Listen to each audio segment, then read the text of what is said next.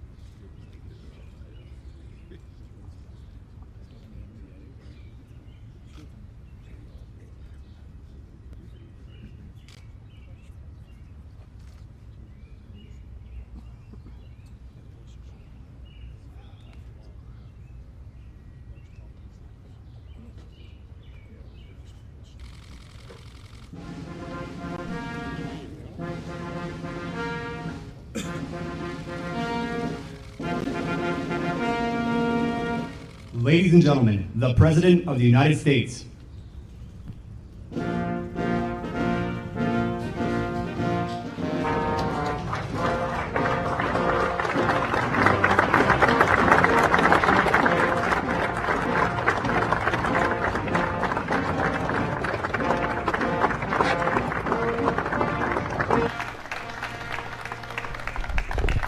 At ease. It's a beautiful day. What a great group of people.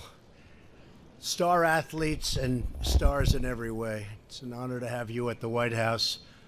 Today it's my honor to present the Commander-in-Chief's Trophy for the second year in a row to the Army Black Knights.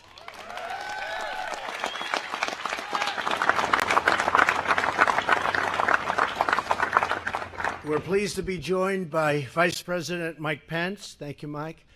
Along with West Point graduate and Army Secretary. Very good. Mark Esper. Mark, thank you. Thank you.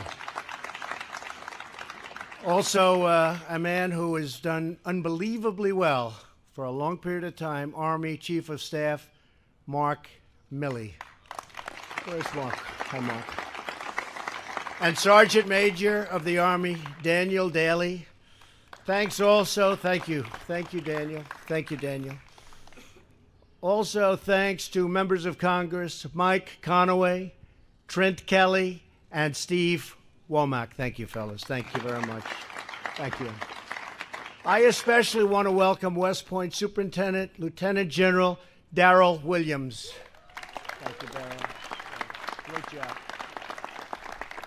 And General, I want to thank you for continuing the United States Military Academy's famous tradition of excellence. It is indeed excellent. And of course, we're thrilled to be joined by Coach Jeff Monken. Jeff, what a job you've done. What a job. What a job he's done. We'll be talking about it. Interim Athletic Director Dan McCarthy. Thank you, Dan. And Army football team, the whole team is here, and we appreciate it. Oh, there's Mark. I'm looking all over for Mark. I said he disappeared. That's not like a true Army guy. Thank you, Mark, very much. Congratulations to all of you on a phenomenal victory. For the first time ever, the West Point football program became back-to-back winners of the Commander-in-Chief's Trophy. First time ever. It's a long history. With 11 victories last season, you won more games than any other Army team in history. Pretty good. Pretty good. Over the last 2 seasons, you've won 21 of your last 26 games, and you now hold the second longest active winning streak in college football, trailing only a team called Clemson, the Clemson Tigers. Did you ever hear of that team? Did you ever hear of that team, fellas? They're a good team, too. They were here. They were here. Every time you enter the field, you prove that you are Army strong. You clinched the Commander-in-Chief's Trophy in a hard-fought victory against Air Force. You led the first half as co-captain Darnell Walfark scored the first of 2 unanswered touchdowns. Where's Darnell? Say something. Come here. Come on now. On behalf of the Army football team, I just want to thank everybody for coming out. All the support has been amazing. Go Army.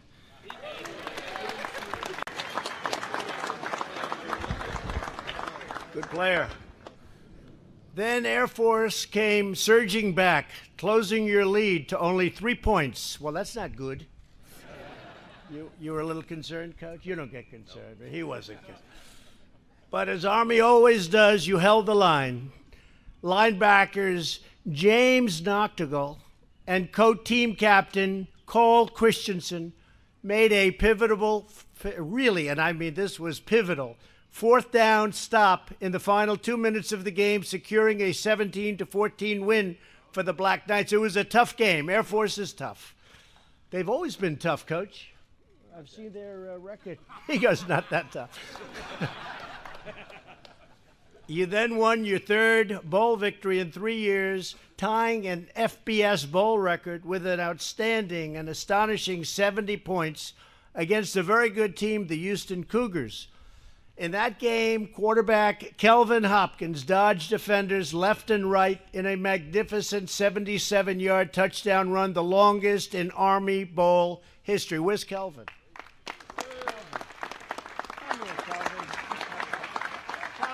Boom. These guys are all running for office after this. Sir, thank you very much for having me and my teammates here. We were blessed to have a great season next year, or last year, and we're looking for a great one next year. So, go Army. You'll be back? Yes, sir. Be back? Yes, sir. He'll be back. That's a good sign. And, Kelvin, I want to just congratulate you because it was a standout performance. Capped really an extraordinary year, as Kelvin became the first Army player ever to rush and throw for over 1,000 yards in a single season. Wow, that's great. That's pretty good, huh? I got to watch you. But what mattered most was the team's triumph in one of the nation's most celebrated athletic events, the Army-Navy game. Did anybody ever hear of it? Mark, did you ever hear of the Army-Navy game? It's a big deal. I was there. I was there numerous times, but I was there to watch this one. You took an early lead and held Navy scoreless for 3 quarters. For 4 minutes into the 4th quarter, Navy's quarterback, an outstanding player, was at the 7-yard line getting ready to go into the end zone. He was ready, right? He was ready. You weren't ready, but he was ready, right? You weren't ready. In a play that ultimately saved the game, defensive back Jalen McClinton raced in from the side and knocked the ball loose from an Army recovery. You got it, Army recovery. And I think the name of that player happened to be James Gibson. Where are those two guys? Come on down, James. Come on. You saved the game. I mean, in all fairness. Boy, they must like you. Do you guys like these two guys, I guess? Right? You're lucky they're here. Right, Coach? Say a few words. Go ahead, fellas. Just again, thank you for your support and thank you for having us here, Mr. President. You know, it's been a great opportunity to be here. Thank you. Thank you. Great job. Great job. I'd just like to thank all my teammates. The brotherhood is really special, so go Army. Great job. You're so lucky they were in that game, fellas. Could have been another story. Could have had somebody else here. That would not have been good, huh? Good job. That hit stopped a Navy touchdown in its tracks, and Army won by a single score. Jalen and James, way to go. And I was at the game, by the way. And, you know, I was so impressed when I was at the game. I mentioned this to the coach, and it's a big deal.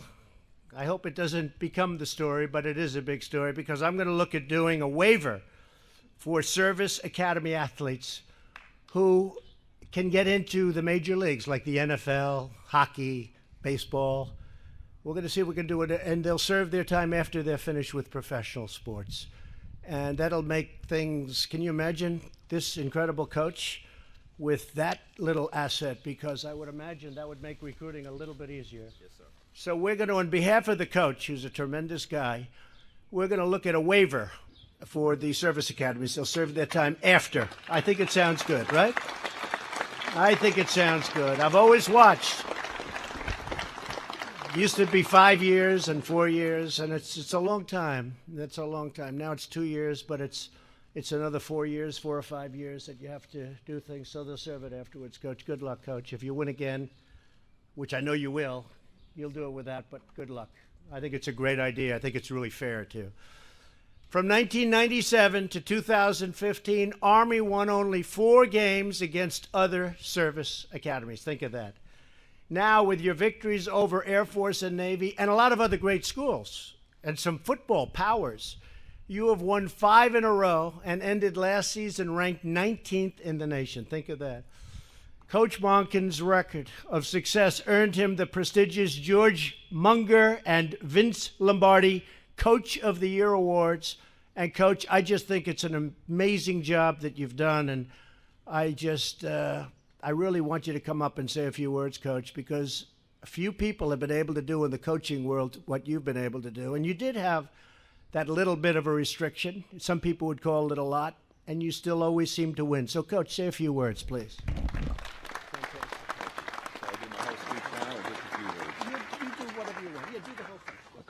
Very good. Thank you. Mr. President, on behalf of the Army Football Brotherhood, the United States Corps of Cadets, West Point's Long Gray Line, and all of the brave men and women who proudly serve in the United States Army, the United States Army Reserves, and the Army National Guard, we thank you for inviting America's team here to the White House, to our nation's capital, once again for the second straight year to accept the Commander-in-Chief's Trophy, which we consider the most coveted award in college football. It's a privilege and an honor for us to be here with you once again. These young men and their classmates in the Corps represent our nation's very best. Their commitment to put country before themselves is what sets these men apart, and it sets them apart from common men. And it's the same commitment that they have to each other. Jalen McClinton mentioned the brotherhood and how special that is. There's just an incredible loyalty on this team and a commitment to serve this team, and that's allowed them to experience record-setting success in a program with an already unbelievable football history, the national championships and the Heisman trophies and the great teams that people have talked about. It's unbelievable to have a team like this join the history of Army football. It's a tough team, and these are tough players, tough bunch of guys. They fought their way to 11 wins, and as you mentioned, 21 wins in the last 2 years. Our 20-plus seniors have led a resurgence in Army football, but what makes me most proud is the commitment that they make beyond the field, the accomplishments still to come for this group of young men, as each of them will serve as officers of the United States Army. As most college football players prepare for upcoming seasons while earning their degrees, preparing them for a career beyond football, ours also prepare to fight our nation's wars. In a speech to our Corps, Army Chief of Staff Mark Milley said, "You came here to fight, and fight you will." I love that line.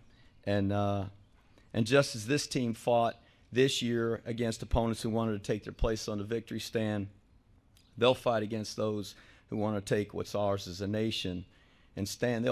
These men, those that stand on the side over here, everybody in a cadet uniform, all their classmates back at West Point, they're going to stand in the gap between freedom and those that want to take it from us. And I'm most proud of that, of this football team and of our academy. These young men represent all that our nation expects of an officer and a West Pointer, the best of the best, warriors, gritty, determined, disciplined, resilient. These are the same qualities expected in a championship football team, and they are CIC, Armed Forces Bowl, the Lambert Trophy, and the national champions of toughness, what we call the last of the hard. Mr. President, thank you again for hosting this team and this incredible trophy. It's our great honor to be here as your guests on brave old Army team and beat Navy. Thank you, sir. Thank you. Thank you very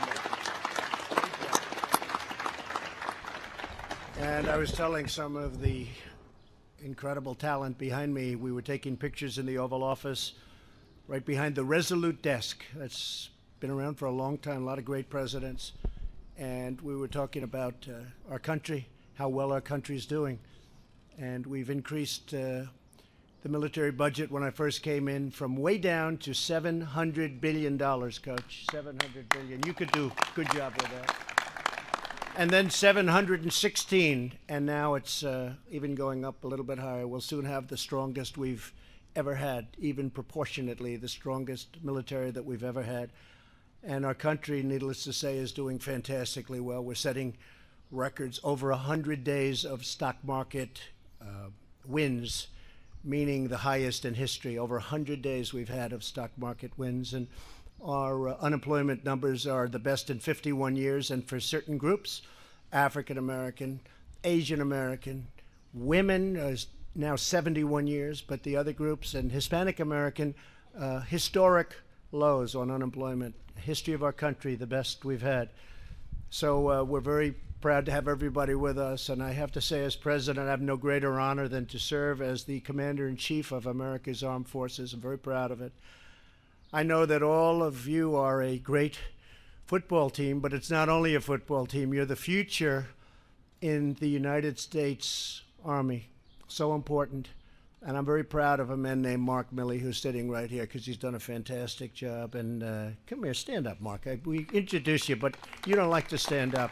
He just likes to win. He doesn't want people talking about it. He just wants to win, right, Mark?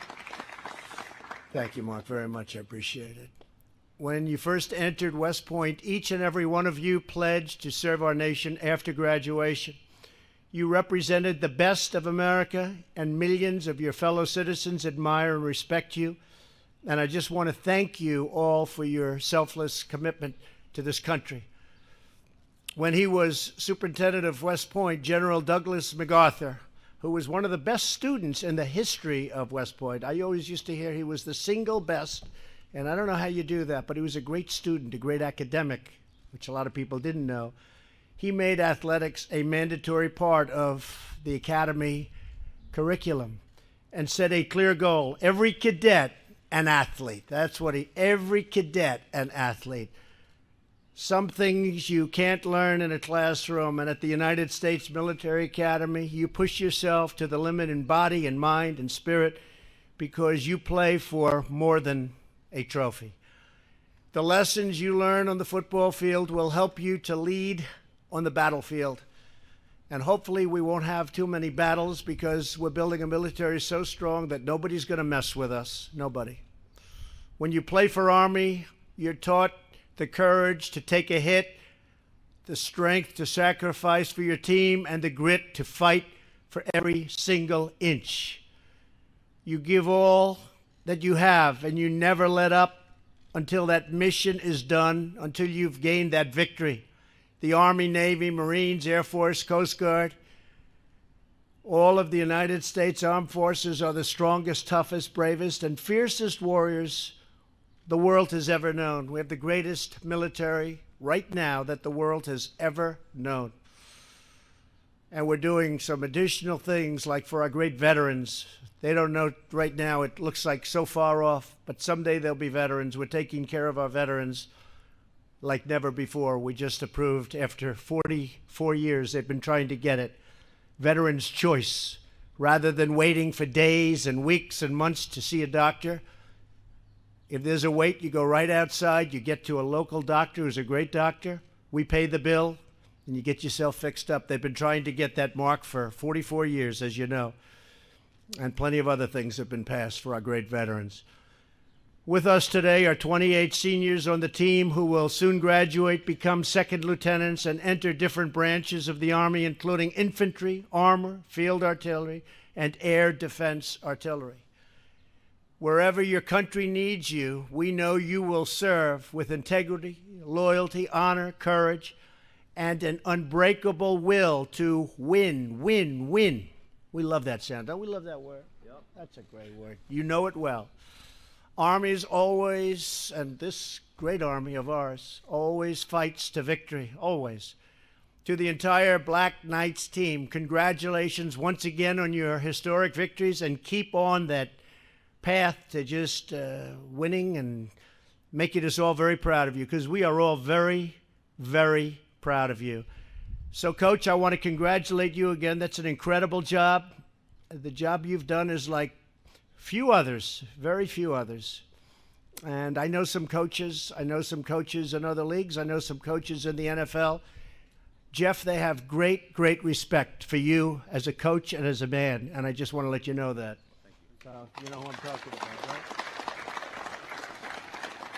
So thank you all. We'll take some pictures around that incredible trophy, and we'll see you very soon. Thank you very much. Thank you all for being here. Appreciate it. Good.